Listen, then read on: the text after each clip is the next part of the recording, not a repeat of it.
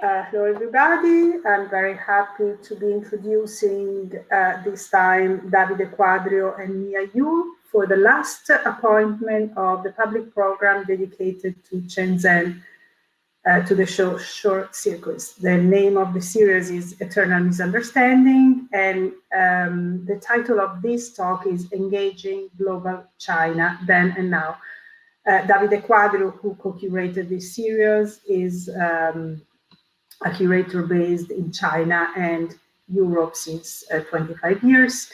And Mia Yu is a Beijing-based art historian and curator, and she specialized in Asian contemporary art. She is the winner of China Contemporary Art Award, Art Critic Award, and the Yushi Award for Critical Writing. And she has widely published in art journals in English and Chinese. Most recently, her research on the history of the Shanghai Biennial was published in the book Uncooperative Contemporaries, Contemporary Art Exhibitions in Shanghai in 2000, the latest addition to the After All Exhibition History series. And in this lecture, in fact, Mia Yu provides an in-depth overview on how different generations of Chinese artists have engaged and enacted global China as a cultural awareness and political imaginary from the late 90s to the present. I leave now the word to Davide Quadrio and Mia Yu for our conversation. Thank you very much. Thank you, Giovanna.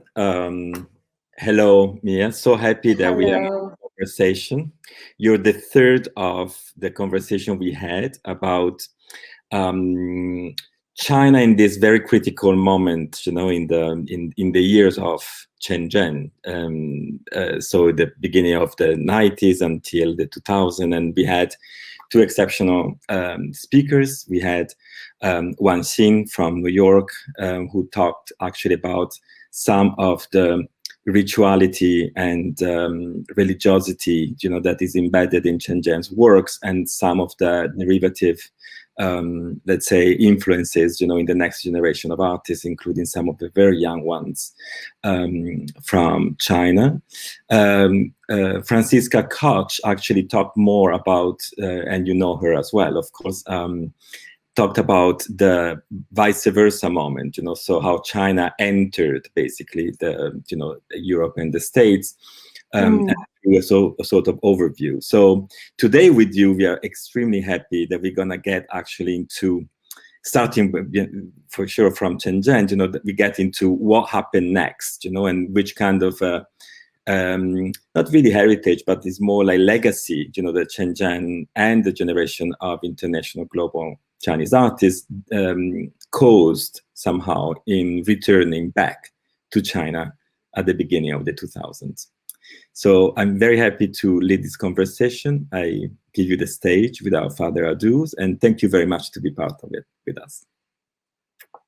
Well, thank you, David, and thank you, Giovanna, for such a generous introduction.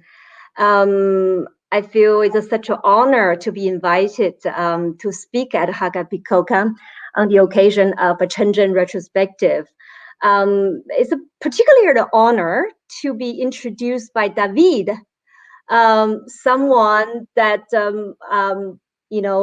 played such an instrumental role in developing Chinese contemporary art, and someone so important in fostering an art ecosystem in Shanghai and still establishing a global dialogue until today. So thank you for that. I'm looking forward to having a conversation with you afterwards. Yeah. So so in this lecture, which is titled Engaging Global China Then and Now, I would like to provide an overview on how different generations of Chinese artists have defined and enacted global China as a cultural awareness and a political imaginary from the late 1990s until the present.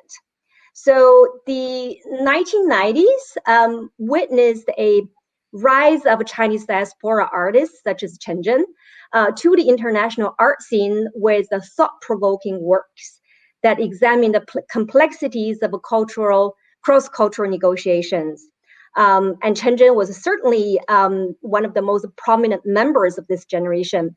And having gained international recognitions, many of these diaspora artists were invited back to China and to exhibit works on China's fledgling contemporary art platforms. This happened around toward the end of the 1990s. According to my observation, and these returning journeys coincided with China's rapid socio-political transformation and provided an opportunity for these artists to critically reflect upon the pervasive new liberal development in their own country. So my talk is very much set against this historical backdrop. I will first examine Chen Zhen and Huang Yongping and their works that's directly derived from their re-engagements with China from the late 1990s to the early 2000s. And I argue that these re-engagements brought forward a new artistic vision that embedded in China in the global dynamics and offered a poignant critique on globalization and cultural hegemony. But in the second part of my talk, I would move to the younger generation. Yeah. So I just want to give a more updated view on the ways in which the younger generation of Chinese artists reimagine and pluralize both China and the global from multiple geocultural perspectives. Yeah. So I think these ongoing artistic investigations help us understand our global world as a locally constituted and open-minded process of interconnectedness, and also prompt us to question all these binary models such as East versus the West, center versus the periphery, and global South versus the global North. All these binaries are useful, but I think we have to go beyond them at some point. Yeah.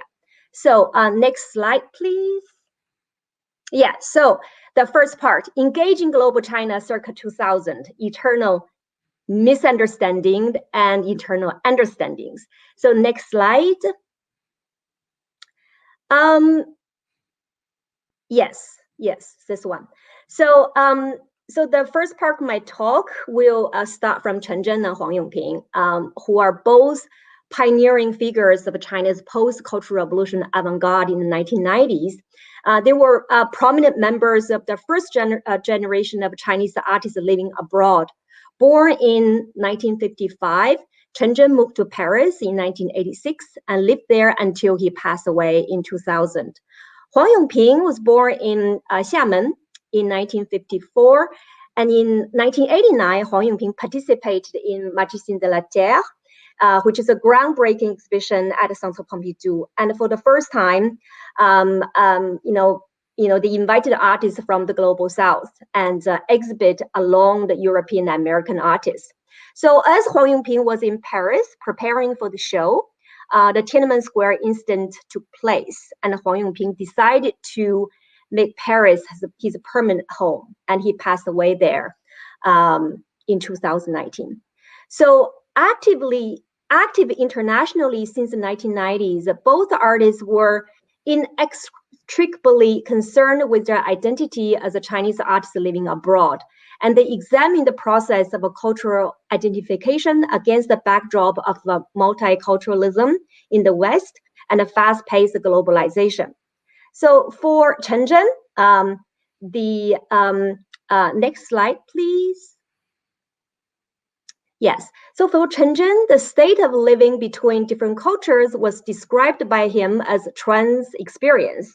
An anecdote that is often quoted is that on a flight to Korea in '93, Chen Zhen engaged in a long conversation with a Western curator about his personal experience in cross-cultural communication. And he asked the curator, what is his experience? And the curator used the phrase, "a eternal misunderstanding," to encapsulate that experience. So this personal verdict resonated greatly with Chen Zhen's own insight that misunderstanding is at the center of a cultural and artistic exchange. However, misunderstanding is not something that should be eliminated, but should be treated seriously. Chen Zhen created a series of works to embody and evoke misunderstanding from not only Euro-American point of view, but also from transnational perspective. So we are looking at this work, round table, which is at HangarBicocca right now. It was created in 1995 for the 50th anniversary of the UN in Geneva. And this work takes its inspiration from the Chinese festive dinner when families and friends sit around this large rotating table. Simultaneously, this table also alludes to International Roundtable Conference for Political Negotiation and Peace Talk. So as we can see, the work has 29 chairs of different styles from 5 different continents, all embedded in the table. And in the center, there was a text written in Chinese that evoked the articles of the Charter of the UN. However, the chairs and tables were so interlocked and canceled any possibility of actually sitting around. So situated between communication and contention, between celebration and negotiation, the metaphor of a round table, according to Chen Zhen, was aimed not only at operating capacities and the scope of power, but also at a various inequality issue in mankind's development. So 2 years later, he actually created another version of this work. It's a 2 round tables side by side, and on the front, it's a carved 5 Chinese characters, eternal misunderstanding. Yeah. So can you move to the next slide, please? Yes. So as Chen Zhen was thinking about all this conundrum of cross-cultural communication, Huang Yongping was thinking about the same thing, however, from different approach. Huang Yongping, the founder of Xiamen Dada group and the star of the 85 New Wave, his early conceptual practice in China resort to chance method to determine the components of his work, such as this one, spinning table. So this is the work made in 87, a turntable with 4 large wheels. It's basically a table of divination. So each time he spins the roulette and the stick would stop and point at a phrase. And Huang Yongping would make a work based on this random result. Next slide, please. So this method was to undercut artist's ego and the very notion that art is only artist's self-expression. So using this method, Huang Yongping made this work. The phrase he got after spinning the table is the damp way. So he put 2 canonical art history books, a history of Chinese painting and a concise history of modern painting in a washing machine for 2 minutes. And the result was a lump of pulp in which Chinese and Western art histories are blended, the binaries dissolved, words and the images became indistinguishable, and the hierarchies collapsed. So having both established themselves on the international art scene, Chen Zhen and Huang Yongping were invited back to China, and they both participated in the early editions of Shanghai Biennale. Chen Zhen returned to China for a visit for the first time in 1993. Next slide, please. Yes, so Chen Zhen's return in 1993 coincided with the unveiling of a new era in his home city, Shanghai.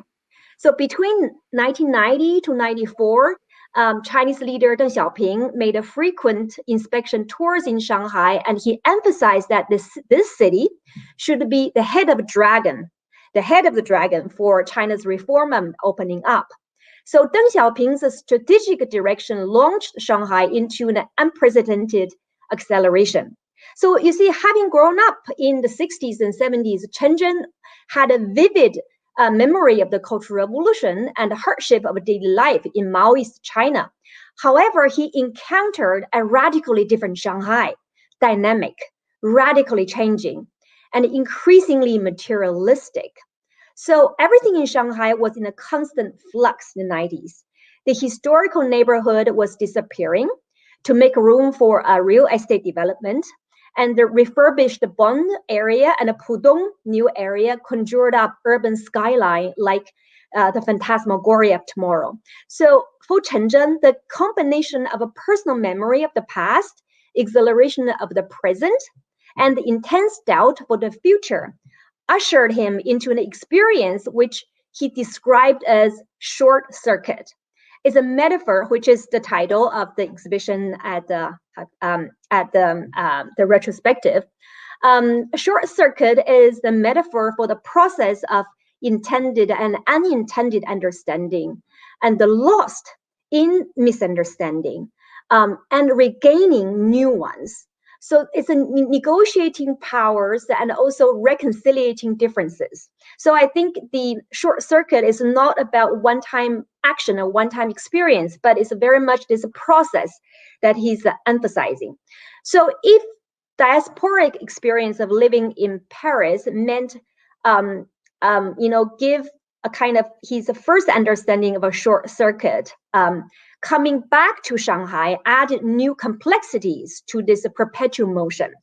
So to facilitate such motion of understanding and misunderstanding and understanding again, Chen Zhen started an intense research process under the project title Shanghai Investigations. So as we can see, it's a series of photo collage combining historical traces of a colonial architecture, photos of a recent transformation, and imaginary drawings of urban interventions, critical text about his thinking process. Next, please. Yes, so it's a kind of a walking, drawing, taking photos, etc. And this experience of enacting short circuit over and over again through walking and image making, this is certainly very important. However, what I want to highlight here is a less discussed dimension, which is Chen Zhen's involvement in an institutional change, which is the inaugural Shanghai Biennale in 1996. This aspect of Chen Zhen's involvement in the Shanghai Biennale was not so much emphasized. So Shanghai Art Museum, which is founded in 1956, was a municipal museum under the administration of Shanghai Cultural Bureau. It's a state museum, and its mandate is to collect Shanghai modern painting and also serve as a propaganda outlet, etc. However, in the early 1990s, the museum was in a pretty bad financial situation. So the market reform not only marginalized the social role of state museum, but also left many of them struggling to survive without government funding. So in the early 90s, the Shanghai Art Museum heavily relied on space rental for revenue and turned out dozens of commercial exhibitions a year.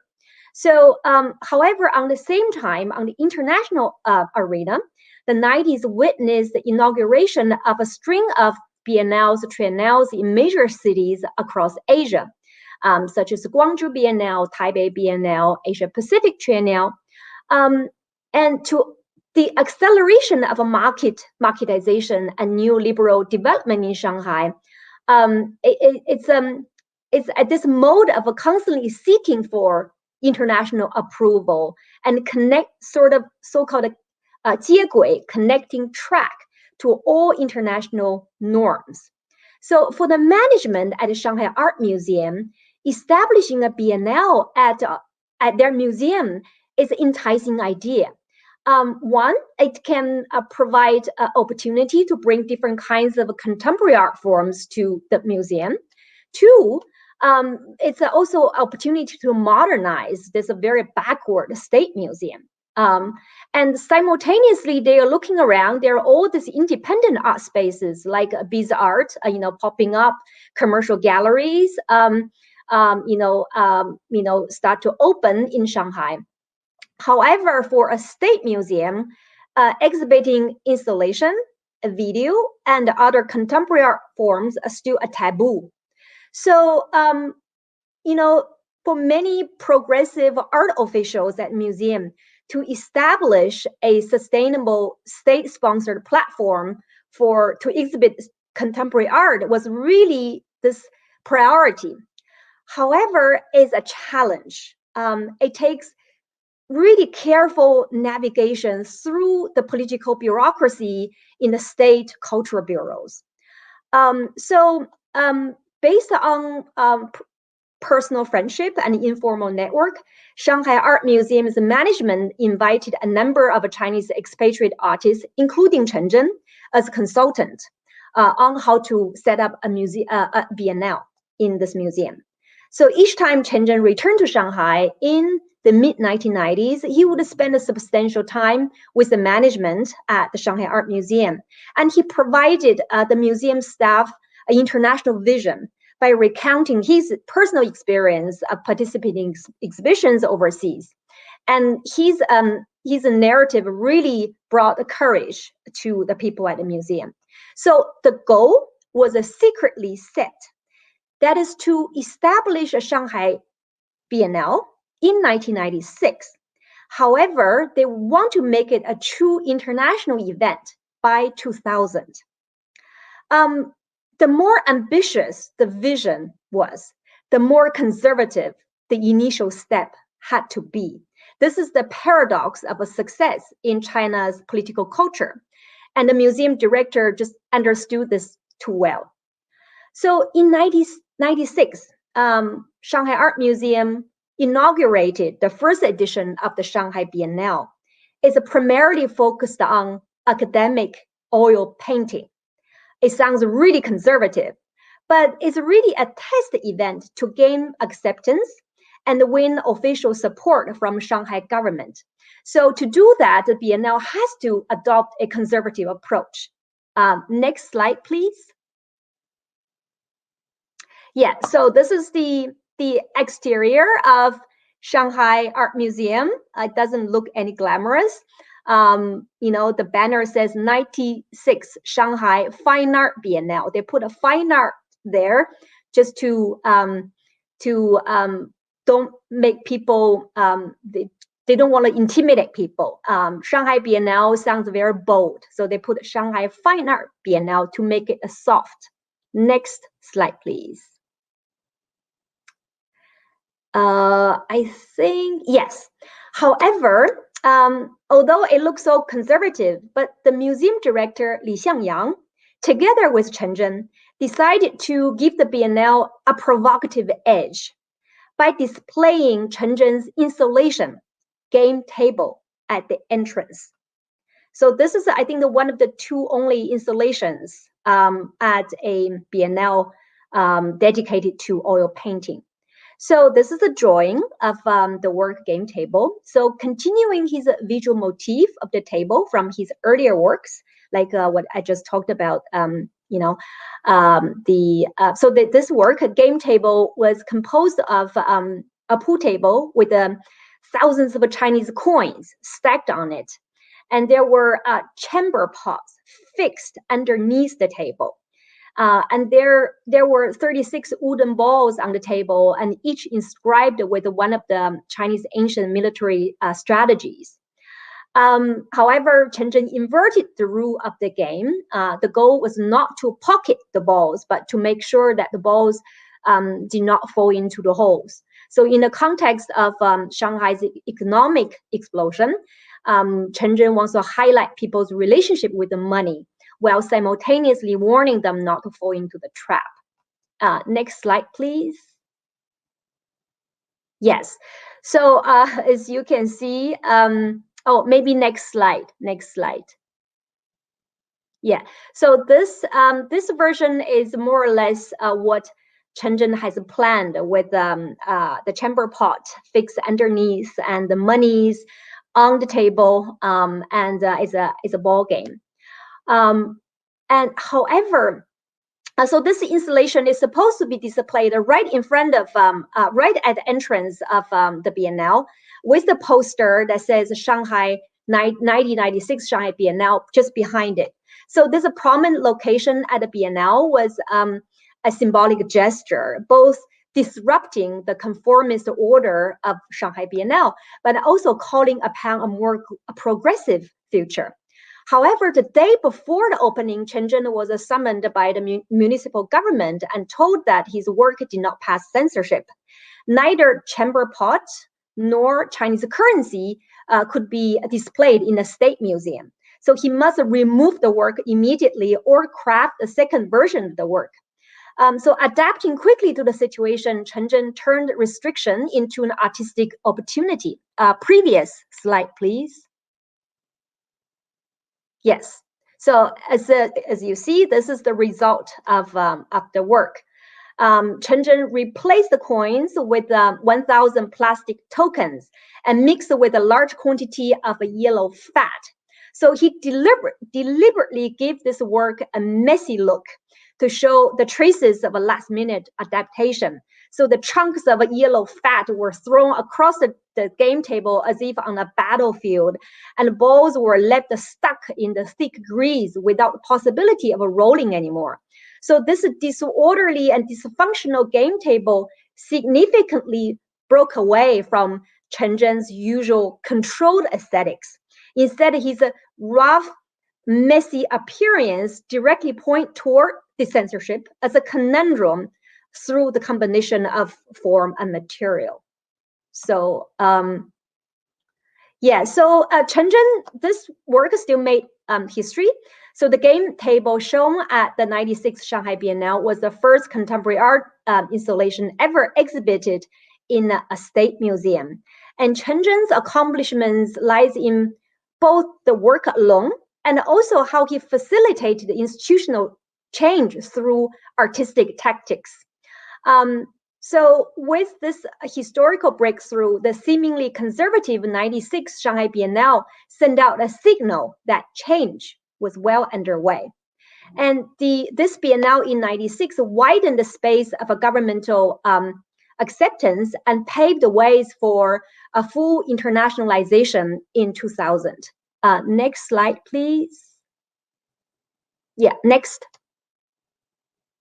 Yes, so we see by 2000, the museum moved from the old building to this new one. This new one is actually the former site of Shanghai Racing Club in 1930s. And the third edition, the 2000 Shanghai Biennale, is brought together international artists, including Huang Yongping, who I'm going to talk about, and exhibit the art forms such as installation and video, which is really a breakthrough for state museum. So 2000, Shanghai Biennale in 2000 was widely acknowledged as the marking of officialization of contemporary art in China within the state-sanctioned context. Yeah. So Chen Zhen's work was a predecessor in terms that he utilized Shanghai Biennale as not only a space to imagine the city, but also a space to critique it. Yeah.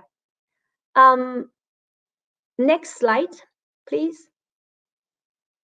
So this is Huang Yongping's work at Shanghai Biennale in 2000. And this is certainly one of the landmark moments in Huang Yongping's career. Huang Yongping's research trip back to Shanghai in early 2000 was also his first return to China after a decade of living in Paris. So according to Hou Hanru, quote, Huang Yongping immediately became aware of the paradoxes behind the exciting phenomenon of China's economic boom, while actively participating in Shanghai Biennale, which improved the condition for contemporary in China. Huang Yongping firmly maintained his critical stance. And his critical stance, as Hou Hanru pointed out, was a more metaphorical than declarative, questioning the fixity of positions rather than taking the explicit position himself.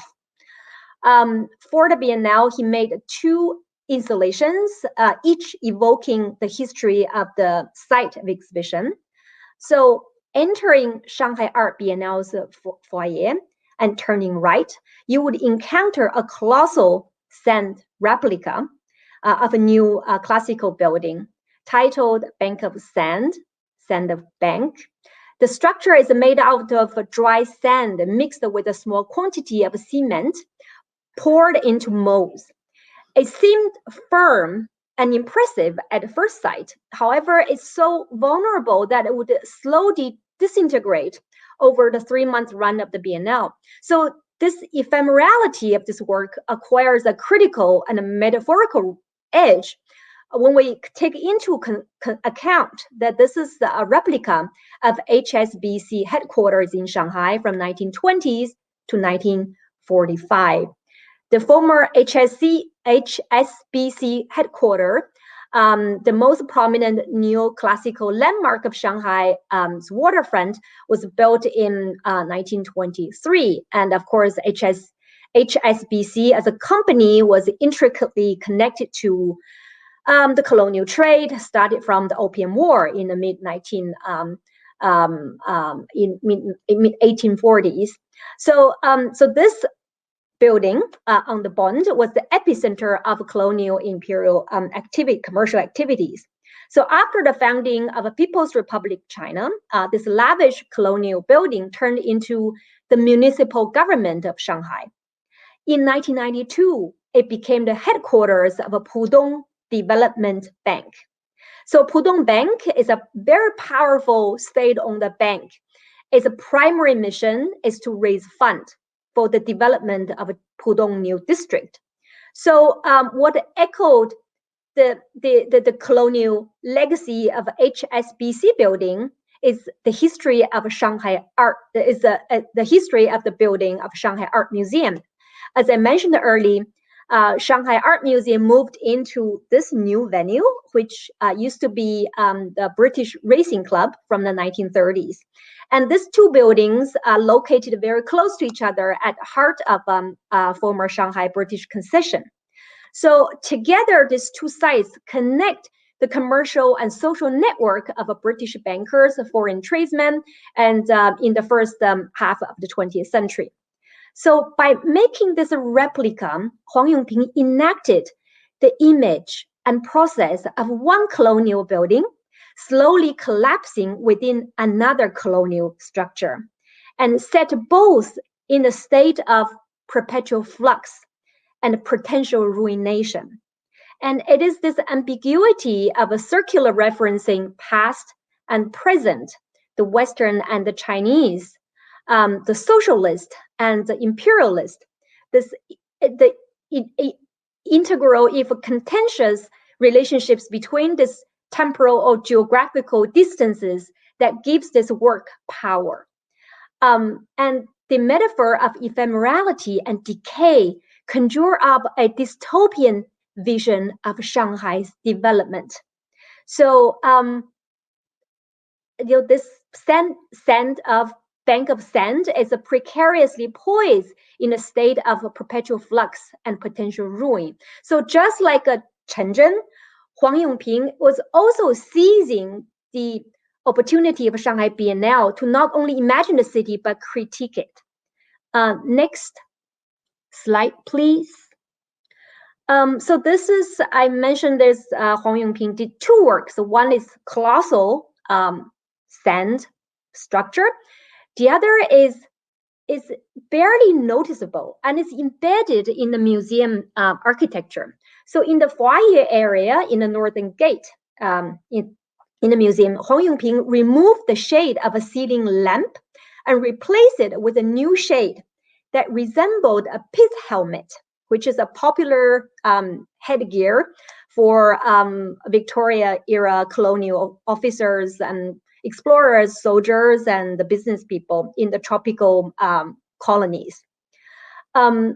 So the return to China and working at the Shanghai Biennale give Huang Yongping the opportunity to adapt and his ongoing evaluation of post-coloniality by intensely engaging Shanghai's urban development.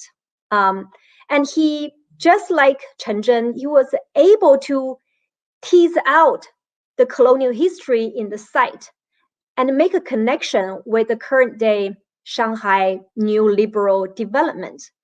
And I would say before Chen Zhen and Huang Yongping, especially before this work, none of the Chinese artists were paying attention to the colonial legacies of architecture in Shanghai, and certainly not thinking about the colonial history that China had. And I think it's because Chen Zhen and Huang Yongping were living abroad, having this global vision, and they are able to not only tease out the colonial history, but also make connection with the present day development. So as Huang Yongping, came back to China for Shanghai Biennale, and he has more opportunities to make installations at the fledgling contemporary art platforms in China. So after 2000, more state museums accepting contemporary art, and he has more opportunities. However, he also created more troubles. So next slide, please. Yes, okay, so this I'm showing, there are two works at the Shanghai Biennale in 2000. One colossal, one is barely visible. The next slide, please. Yes, so after 2000, all these Chinese diaspora artists start to shuttle between France, China, and other international exhibitions. And Huang Yongping was always very aware of power plays and realpolitik inherent in all these locations. So on April 1st, 2001, the American EP-3 spy plane, nicknamed the Bat, collided with a Chinese fighter jet in the skies over South China Sea.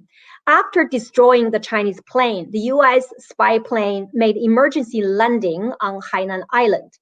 So at this time, Huang Yongping was invited to participate in the Sino-French joint exhibition at the Hexiangning Art Museum in Shenzhen, which is also a state museum. So on his flight from Paris to Shanghai, Huang Yongping read the news that the Chinese authority requested the spy plane to be disassembled and transported back to US. So basically the plane will be cut into pieces and shipped back. So disassembly of a massive military plane caught in an international standoff became the very source of inspiration. So right away he conceived the project, Bat project, which is to recreate a spy plane at a full scale, but divided into 3 sections. So he was recreating the plane in front of the Hexiangning Art Museum. However, 1 month before the exhibition opened, the French Consul General in Guangzhou conveyed to Hexiangning Art Museum that the French embassy in Beijing requested this work removed. And the French embassy's objection is out of the fear that this work would lead to diplomatic tension between the French, the Chinese, and American governments, mainly between the French and American governments.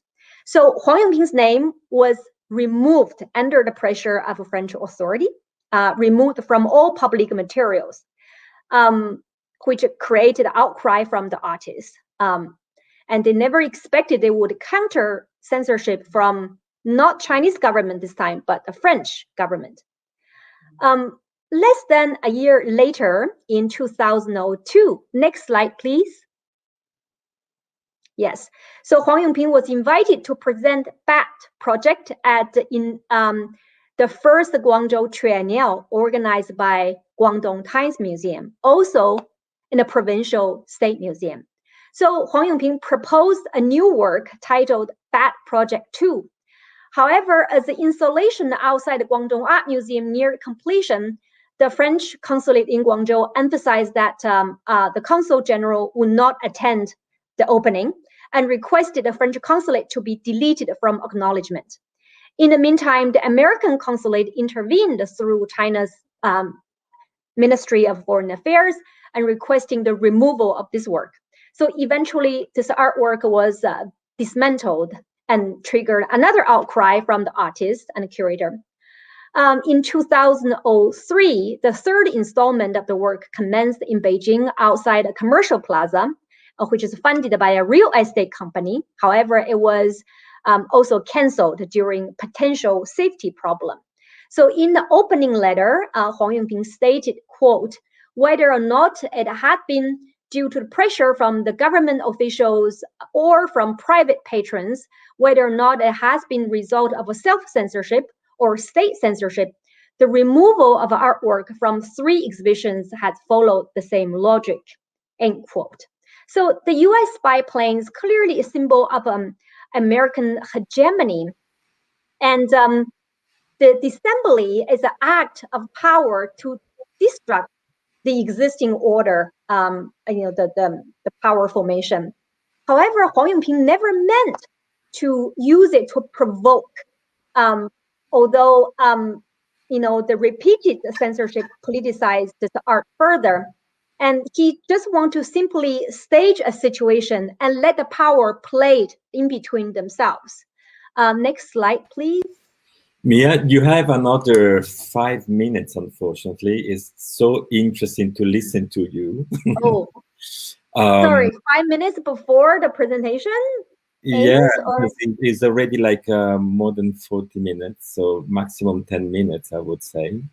So I know it's very difficult even for me to ask you this, because a lot of the things that you've been showing now for the audience are very rarely seen, and also like the layering of the reasonings that you are addressing actually are per se, each of them they will value hours of conversations and debates, which I really enjoy and I will enjoy, but the format needs to be a bit tight. So maybe I'll let you finish with Huang Yongping and the next Chen Zhen works eventually.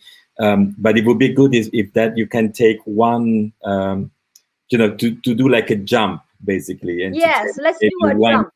Yeah, so let's just wrap up, Huang Yongping. Yeah. Let's wrap up engaging global China then and move quickly to now. Exactly. Yes. Thank you for this. Yes. So, because I think Huang Yongping and Chen Zhen, their generation, they are among the first artists who kind of move beyond the status of an immigrant artist and become a real global citizens. And they are able to engage China and situate China in the global dynamics. However, they still had the tendency to treat China as this monolithic entity, and based on sort of the binary model of China West. Even they talk about East and West, or Asia versus West. This East or Asia really means China, and China means one thing, So next slide, please. Yes, so next. So I just want to show their other art spaces. Next. We can go back. Yeah, next. Yes, engaging global China now, alternative geographies. Next. So I will basically shift to the new generation. This younger generation I want to talk about. They've been active in the last decade, and they enjoy increasing global mobility, and their trajectories are more fluid and more multidimensional. They study overseas and go to residencies, etc. And video emerge one of their favorite practice. So I want to highlight a paradigm shift that for the younger generation, they visibly move beyond the new liberal concept of the global, which is this network that starts from your American center and disperses to the peripheries. And they also reject this the directional movement. They want to reimagine, pluralize the global from multiple geocultural perspectives and problematize these binaries of East and West. And China, and they also want to open up China, beyond the border of nation state. And China's this cultural concept is more porous and more contingent cultural entities rather than a nation state within the borders. So I just want to lay out 3 emerging areas that the artists I want are kind of operating. And the first area I noticed is renewed interest on Cold War. So artists tend to backslide away from globalism of the 90s. Instead, they want to trace the origin of globalization in connection to the realpolitik associated with the Cold War. And this is more apparent in Zheng Yuan's work. Next slide. So Zheng Yuan is an artist born in 1988. And in the last 3 years, he has been carrying out this in-depth investigation on the history of China's aviation industry. By using aviation industry as investigative thread, he revisit and rethink about contemporary China's enormous change in economic reform and diplomatic relationships. So this is next slide, please. So this is a video work called the last step of touchdown. So the touchdown is, when you get down the gangway and step into the territory of another country, and this moment is usually, covered by the media. And this first step was given important meaning. So his work starts with a series of footages of leaders, ambassadors, and walking down from the aircraft. And his work is really focused on two important phases of China's diplomatic history and the technology import. The first is in 1953 to 55, when China accepted technological assistance from the Soviet Union. And the second is a technology transfer from the US to China following Nixon's visit in 1972. Yeah. So next slide. So this is all the slides in his video. So maybe I just quickly jump next. Yeah.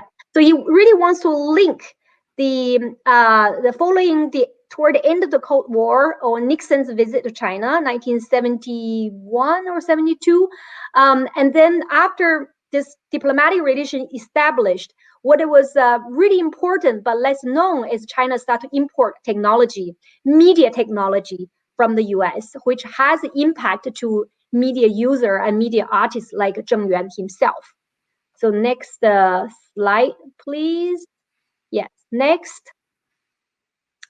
Yeah, so the second category, so the first category is rethinking the connection between the Cold War and the globalization. And the second area of research is to think about geopolitical history of China's frontiers. Yeah, so especially the northwestern frontier is this contact zone between China and Han people and multi-ethnic groups. And this area bordering Mongolia, Russia, and Central Asian states. So in the ancient time, the northwestern frontier is this heterogeneous contact zone, and it's permeated with trade and conflict. And the Silk Road is a network that connects culture and exchange goods and faith and ideas and images. However, this porous region of the Northwest was incorporated into the nation state from the early 1920s. So, so this is the artist of Juan Qi. So I'm, quickly jumping. So many artists from the early 20th century until the present, they continuously go to the Western frontier to draw to do sketchings of ethnic minorities like Tibetans, Uyghurs, but also draw in front of the Buddhist murals in the Buddhist cave. That's like a really important ritual for Chinese artists. However, since the 2000s, this whole ritual to the northwestern frontier was reenacted, however, with a very different approach. So Juan Qi is a filmmaker. Next slide, please. So in 2002, he shot a film, Poet on a Business Trip. So following a poet hitchhiking across China's remote Xinjiang region. So this is a very solitary, aimless, and sometimes absurd travel. And he seeks desolate landscapes and prostitutes and drinking and eating, having barbecue with Uyghur truck drivers. And on the road, he composed 16 poems, which sardonically capture his journey. So this depiction of Xinjiang is radically different from the government's portrayal. And although it's unsentimental, it's very melancholy. It's a melancholic glimpse of a country and a region in transformation. Next slide, please. So in 2015, he made this video, The Big Characters, based on these gigantic characters he found on China's Western Gobi Desert. And these, basically, these characters are slogans taken from Mao's quotation book. So, long live Chairman Mao, serve the people, seize the minute, seize the hour, learn from the struggles, etc. Each character is like 50 square meters. So they were made during Cultural Revolution, actually in 1986 as a marking for navigation. And the year of 1986 was really important for artist Juan Qi. This is the year when his parents, as a Sendang youth, were sent to Xinjiang to learn from the farmers. And in 1975, he was born in Urumqi, Xinjiang's capital. So he always wanted to make a film about the year 1968. And the film he made actually was not just focused on China, but it's about 1986 as an important year in the global 60s. So in the film, he would just pose scenes of red guards chanting "Long live Chairman Mao" on Tiananmen Square, with other footages of May 1968 student demonstration in Paris, President Lyndon Johnson's speech on the Vietnam War, Soviet tanks crushing the Prague Spring, and so on. And then he would just pose the drone image of the gravel on the Gobi Desert, gradually zooming out to the satellite image of these giant characters. And then on the parallel image, we'll see a mouse clicking, and we learned that a mouse was also invented in 1968. So what Juan Qi presented to us is this imbricated, entangled layers between the political and the technological utopias, and shed light on the radical dimension of the global 60s. So next slide, please. So I'm quickly wrapping up. Wow, I move so fast. Great. You're so good. Yes. Yeah. So, let's the last slide, and then I have so many questions, so I need also to summarize, Great. for you, Mia. Great, looking forward. So the last area of research artists are engaging are their investigation on China's ambitious Belt and Road Initiative. So a Belt and Road Initiative is this global infrastructure development strategy adopted by the Chinese government in 2013, and to invest in nearly 70 countries.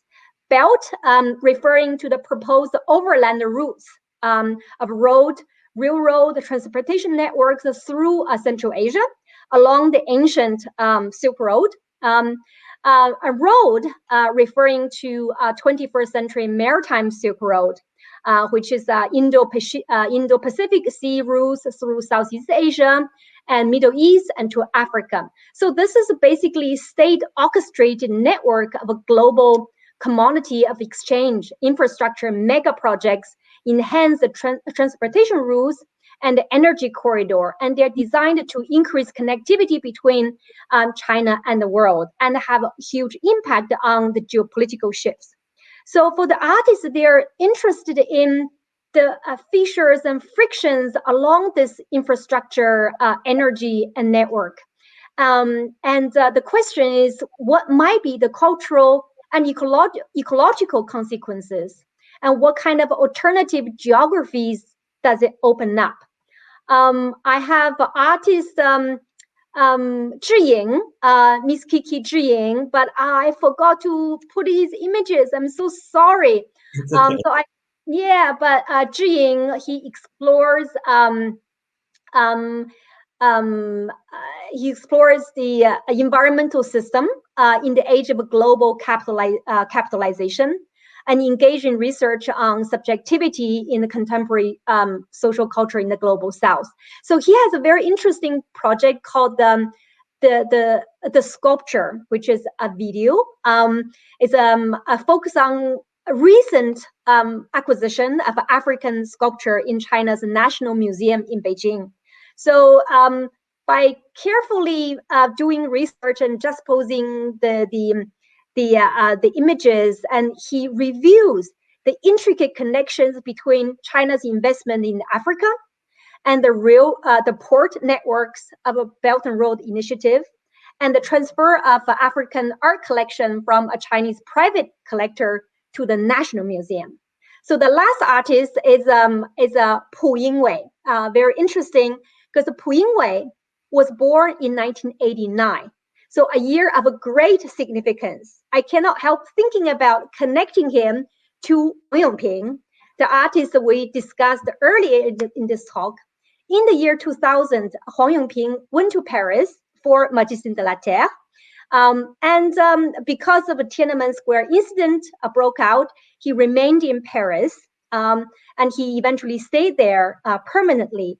So for Huang Yongping and his diaspora friends, that was a life-changing event, and staying friends meant a political exile.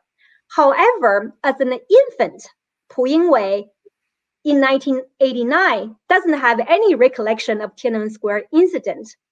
For many people of his generation, the popularization of the internet meant more to them on a personal level. So around 2002, as I talked about, Huang Yongping encountered repeated censorship from the French, American, and Chinese authorities for his BAT project. This year, 12-year-old Pu Yingwei started to skip school to surf the internet at a nearby cafe. In 2015, Pu Yingwei went to study at l'École des Beaux-Arts in Lyon. Shortly after his arrival, Charlie Hebdo incident took place in Paris, which prompted him to re-examine his cultural identity as a Chinese living in France. So you see, the reason that he examined his identity is very different from Huang Yongping. And he became very interested in the French colonial images in Africa, and he collected the French missionaries' postcards and sent from Africa to France. And he will write his own ideas about his own studies and life in France and send these colonial postcards back to China. So the interlayered narratives and images imbricate complex layers of post-colonial subjectivities. So he was also driven by his understanding on French colonial history. He became interested in China's Belt and Road Initiative in Africa. And his uncle is actually a Chinese engineer building hydro dam in Africa. Next slide, please. So last year, I curated Pu Yingwei's solo exhibition, Photo Ethics, China, Africa. And this exhibition deliberately followed the display ritual of European Ethnographic Museum. Next slide, please. And Pu Yingwei mixed objects and images he collected from French former colonies together with the cell phone images that Chinese people took in Africa. Next slide, please. And he also hand-colored, and next slide. So he hand-colored the digital photos and rendered them reminiscent of 19th century European postcards. So the question evoked by this ambiguous act is manifold. How do we understand the shifting power structure in the world today? How to negotiate the conundrum of decolonization in the Chinese context, while China is both in a post-colonial condition and being accused of new colonialism through the Belt and Road Initiative? I don't have the answer, but what I do know is neither a monolithic understanding of China nor neoliberal conception of the global is adequate today. Such binary models of a center versus the periphery or east versus the west also fail to analyze the complex power and knowledge structure of today. So let me conclude. Next slide, please. So the next generation, or the younger generation of artists in China today, is showing us they are actively reimagining and pluralizing both China and the global from multiple geocultural perspectives. These ongoing artistic investigations help us understand our global world as a multi-sided and collaborative engagement with entangled histories, epistemologies, migrations, and cultures. We have the urgency to return to the manifolded texture of the local, to seek to draw interconnections between them, and from which the alternative geographies beyond the binaries would emerge. Thank you very much. Yeah, that was amazing. First of all, I would like to just remind the audience that a lot of the information that you're giving, and you've been so accurately actually bringing in, including, for instance, the Shanghai Biennale in 1996, this is kind of images that very rarely seen, also, from my point of view, being an art historian. And it's very precious how you've been able to link a particular moment of history, where, of course, the diaspora got back to China, and especially to Shanghai, and all this, layering between imperialism, post-imperialism, identities in a generation that left China and got back to China in a moment of big change, right? The late 90s, beginning of 2000, Shanghai was a moment where basically every other week, one entire neighborhood was, smashed down and leaving space for new development. So it's very complicated to even make people imagine that kind of, violence, but also the kind of energy that, of course, implies a city of that scale moving from those years. Shanghai was 9 million people, and now you're talking, to the contemporary moment where we're talking about 25 million people. So also this kind of incredible radical transformations, in the texture of the society, not only internationally but also locally. What that meant, about identity as well, and about social structures as well. So of course it's impossible in 1 hour to give all that, but you did a great job, in doing all this, and open up, of course, what is happening at the moment, which is this incredible complication about who's imperialist, really, and how we define imperialism and post-imperialism concepts, and how, and this struggle, again, on this kind of antagonism instead of, trying to find ways of understanding.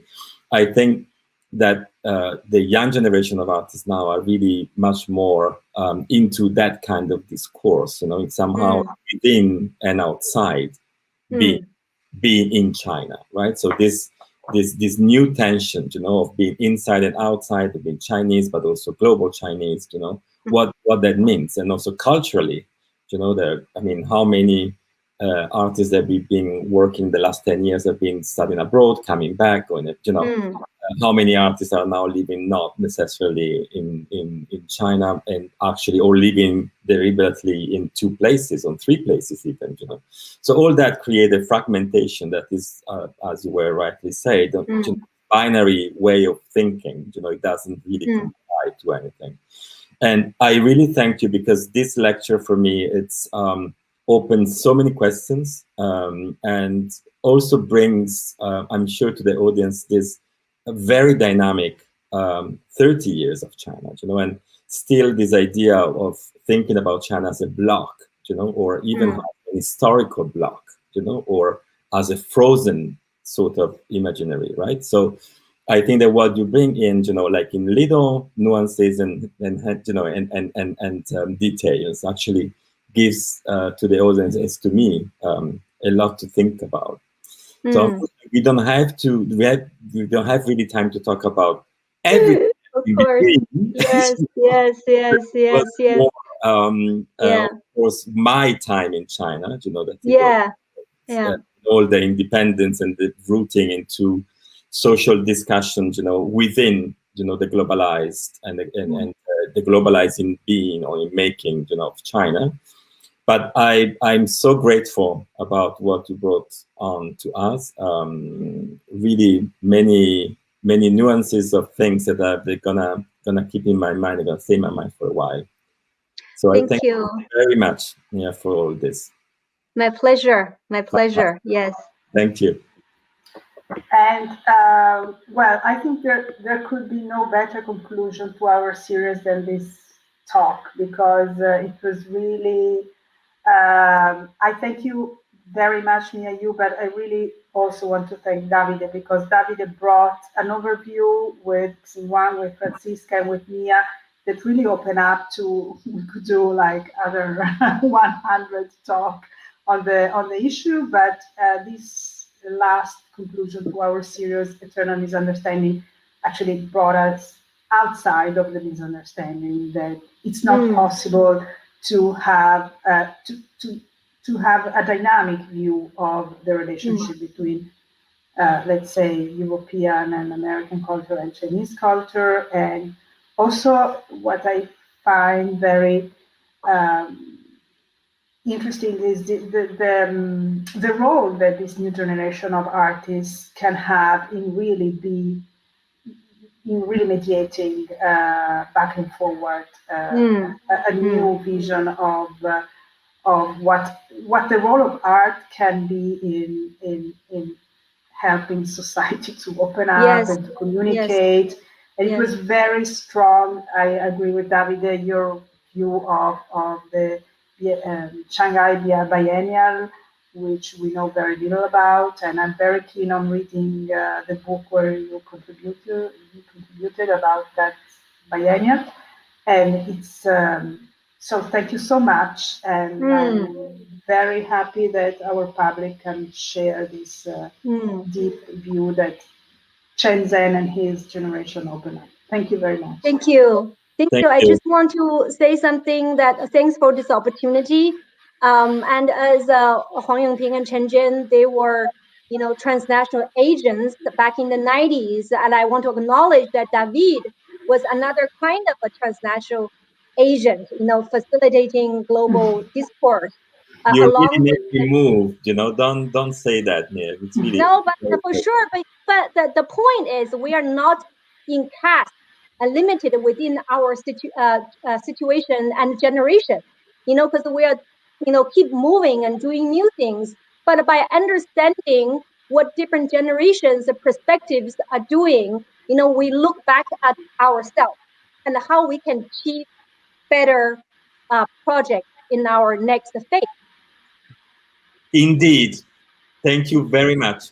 And we move forward, of course. We move forward. Yeah. Moving forward. Thank you very much, guys. Thank you. Thank you very much. Thank My you. pleasure. Thank you, Take care. Thank you, Mia. Take care.